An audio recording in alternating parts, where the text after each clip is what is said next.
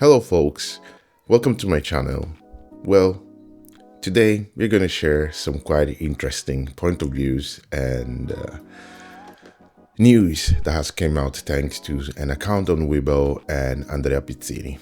But before that, I actually talked about this about 6 months ago, and this is what I said.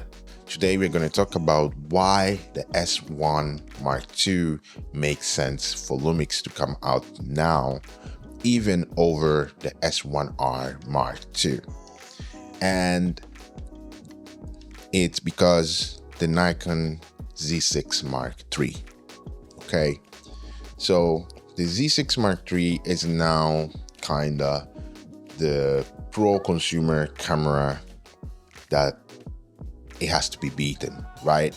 It's the camera to beat now in that price range of between 2004 to 3000 mark of euros. I'm talking about, of course. Dollars, it's a little bit lower, so you know the count. And that's why I believe that the S1R Mark II should even come later in Q4 or Q3 or Q2 of 2025, because currently Lumix don't have any camera that can really compete with the Nikon or Nikon Z6 Mark III. We have the S5 Mark IIX, which is a phenomenal camera, which I'm actually recording on now, but it has still that 4K 60 cropped. It doesn't have 4K 120, which for me is not a bummer, but I know that many people out there are asking for it. And it doesn't have internal RAW recordings. It doesn't have all the whistle and bezels that the Z6 Mark III has, right? So that's where I think the S1 Mark II might be that camera that will sit in between the the S5IIX or the S5II and the eventually S1HII Mark II. And then this is kinda my opinion on this whole matter that I said still about 6 months ago about this. Like the S1 sits in between the S5 and the S1HII. The S1 Mark II will be the perfect camera to sit in between there with maybe, who knows, same sensor, but then you have all of this whistle and bezels, 4K 60 uncropped, 4K 120 cropped, and then you have, you know, some internal RAW capabilities, maybe one SD card and one CFX Type B card, you know, like all of those capabilities that you need for a camera like this to compete with the Z6 Mark II. So what you don't have in the S5 Mark IIX, you will get into the S1, and then eventually building the camera to an eventual S1H Mark II. So you kind of have two choices there. You know, you have the consumer camera, which is the the S5 Mark IIX. Then you have the pro consumer camera, which is the S1 Mark II, and then you will have the S1H Mark II, which is basically the pro level flagship video camera that is going to come out probably in Q4 of this year. But the S1II has to be there because you don't have any camera in that price range to compete against the Z6 Mark III at that level that the Z6 Mark III is. And well, in my opinion, the S1 Mark II was supposed to come out before the SR Mark II, just because I feel like the Z6 Mark III needed a competitor, like a real competitor, because I still feel that the S1R Mark II is still a notch above the Z6 Mark III. So it's not a real competitor to that specific camera, especially price-wise too, right? Because it costs more. But now we are starting to get finally some really good news, and in about 2 to 3 days, depending when I manage to edit this and post it. And it's sounding really, really exciting and kind of really similar to what I was actually wishing for, which makes me think that this might actually be finally the camera that will make me switch from my S5IIX, especially for one specific thing that we're going to talk about a little bit later in the video. But what are the specs? First thing first, it seems that they are going to be two cameras, not only one.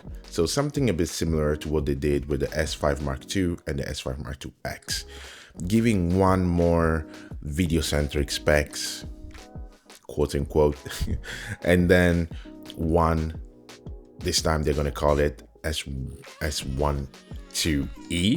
So I don't know what that E stands for. I don't know if they are going to go more with the route of like, let's just put just an electronic shooting mode in this camera. So that seems from the news and what people are saying that that's what it's going to be. But there is one thing that catch my eye in some things that I've seen from set of YouTubers that are part of the Lumix creator groups, that a couple of them shared on Instagram. I hope I will find a screenshot that is not gone, and I will find a screenshot and post it here. And they wrote another drama review incoming, which makes me think that there have to be some cripple hammer coming. The Canon cripple hammer, this time with the Lumix cripple hammer incoming, which I hope not, because these specs sound so good that I'm going to talk about in a moment. But these specs, oh well, we don't really have specs, but what we know until now sounds really, really interesting. So I really, really hope there is now any cripple hammer coming and being released on us. And what I mean is that the S1II, so not the E, but the 2, it's set to come out with a 24 megapixel partially stacked sensor. So basically the one that the Z6 III has, which it's super amazing. If you hear some kids crying or shouting, my daughters are downstairs and they are shouting, so keep that in mind. But in any case, it's really cool because we saw already that sensor. It's an amazing sensor, the one that the Z6 III has. The only downside, it's just a notch below in when we talk about dynamic range. So I hope Lumix finds the way to actually just bump up that dynamic range, because you know, the faster the sensor, sometimes the more dynamic range hit you get. So that's kind of the trade-off of having a faster sensor in many cases. But the technology is advancing in such a fast and a quick way that I'm pretty sure Lumix can get that done properly. But what does that sensor basically can give us, right? So according to the news, it can give us up to 70 frames per second blackout free. So I'm not sure if it's going to be electronic, most probably electronic mode, but if it's going to be just JPEG, or we can get RAW and JPEG, that would be really exciting. But the Z6 III can get 60 frames per second in JPEG, and then 30 frames per second in RAW, and then you have all the other stack ups by cropping and stuff in the Z6 III. So let's see what Lumix will actually make there. Apparently there's going to be a 4K 120 uncropped, which it might be line skipped, or I have no clue how they're going to do that, because the Z6 III don't have it uncropped. They have a 1.5, so an APS-C crop on it. And if they were able to actually deliver it uncropped, why would they crop it? So that's kind of the question mark in this moment. If they are able to do it uncropped, then that means that the Z6 Mark III, they just put it there to just like limit you and not from and protect the camera, you know, from the higher end cameras, but I doubt it. But what the Lumix can bring forward more is 6K open gate. That means we are able to receive 6K open gate up to 60 frames per second, which that will be so cool and so amazing. And I hope they manage to do that, or at least to give us a 4K, you know, up to 60 frames per second with an open gate. That would be so sick. So I really wish that Lumix can manage to bring us something like that, and that would be so amazing. Then we have the S1 Mark II, right? So that's set to have kind of still a 24 megapixel sensor, but we don't know what else. So if it's going to be the same sensor or whatever, but it's going to cost less. So it's going to cost about 700 euros less. So the S1 Mark II will cost 3,500, and the S1 Mark II is going to cost 2,800. So it's going to have less specs than the S1 Mark II, and that's it. That's pretty much everything we know until now. But I really hope they don't use the older 24 megapixel sensor that we have seen in all the previous Lumix full frame cameras, because we are just, it's beautiful image and beautiful sensor, don't get me wrong, but it's time to upgrade and move forward from it. So I hope they would just keep the same sensor and do something like they did with the S1 with the S5 Mark II and the S5 Mark II-X, where they would just give, you know, the ProRes RAW, the raw capabilities of recording through the to the S1 Mark II, and then they just keep the base model to basically the S1 Mark II-E. And if they even just want to go electronic, why not?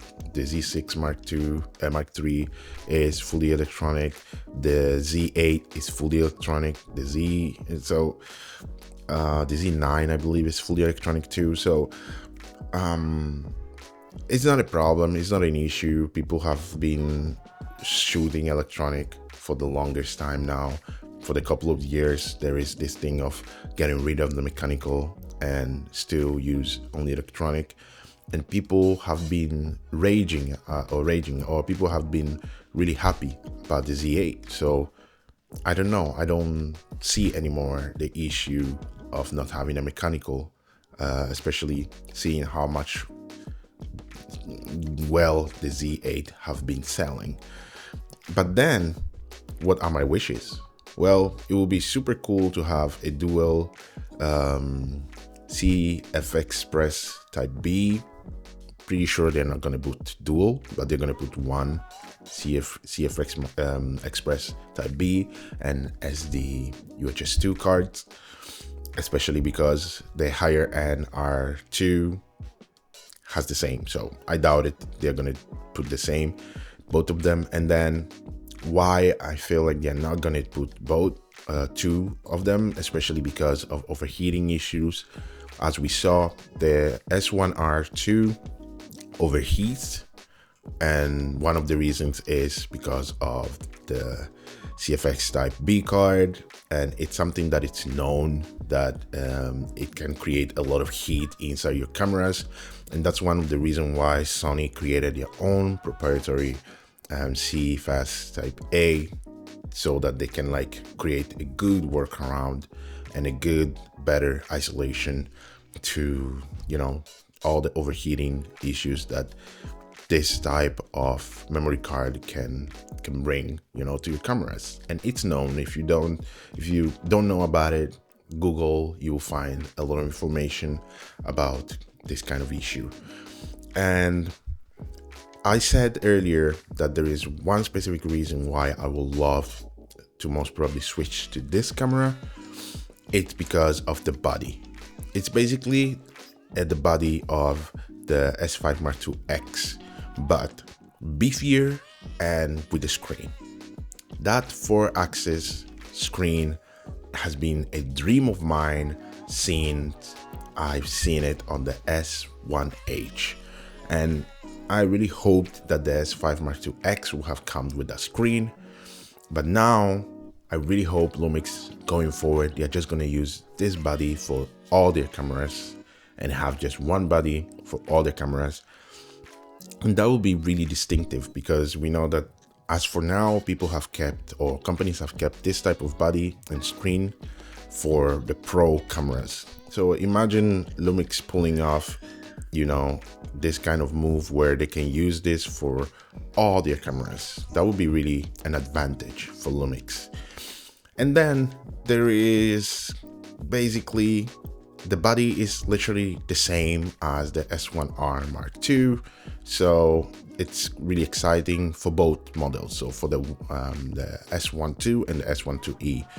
And then one really cool thing is the new lens. So they're gonna have a 24-60 f2.8, it seems like it.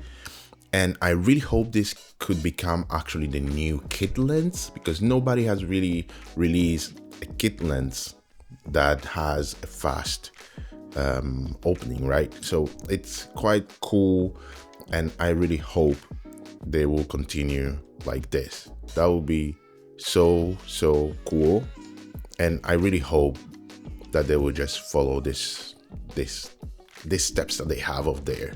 So yeah, that is pretty much it. And I have to get back to my daughters because I can hear they are screaming and shouting with my partner, so better go there and help. But I wanted to put this out there. I wanted to share my perspective and my inputs on them. Thank you guys for listening and for sticking here with me, and thank you a lot for the support. And I'm gonna see you in the next one. Take good care of yourself, and yeah, as you can see, it's coming around. Still pretty full back here with things, but hey, it is what it is. Thank you guys, take good care, and I'm gonna see you in the next one.